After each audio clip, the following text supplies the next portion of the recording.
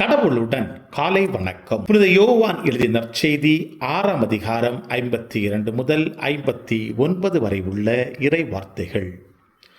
அக்காலத்தில் நாம் உண்பதற்கு இவர் தமது சதையை எப்படி கொடுக்க இயலும் என்ற வாக்குவாதம் யூதர்கள் இடையே எழுந்தது. இயேசு அவர்களிடம், உறுதியாக உங்களுக்கு சொல்லுகிறேன், மானிட மகனுடைய சதையை உண்டு அவருடைய இரத்தத்தை குடித்தாலொழிய நீங்கள் வாழ்வு அடைய மாட்டீர்கள். எனது சதையை உண்டு என் இரத்தத்தை குடிப்பவர் நிலை வாழ்வை கொண்டுள்ளார். நானும் அவரை இறுதி நாளில் உயிர்த்தெழச் செய்வேன்.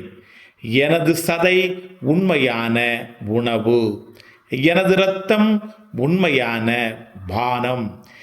எனது சதையை உண்டு எனது இரத்தத்தை குடிப்போர் என்னோடு இணைந்திருப்பர், நானும் அவர்களோடு இணைந்திருப்பேன். வாழும் தந்தை என்னை அனுப்பினார், நானும் அவரால் வாழ்கிறேன். அதுபோல் என்னை உண்போரும் என்னால் வாழ்வர். விண்ணகத்திலிருந்து இறங்கி வந்த உணவு இதுவே. இது நம் முன்னோர் உண்ட உணவு போன்றது அல்ல. அதை உண்டவர்கள் இறந்து போனார்கள்.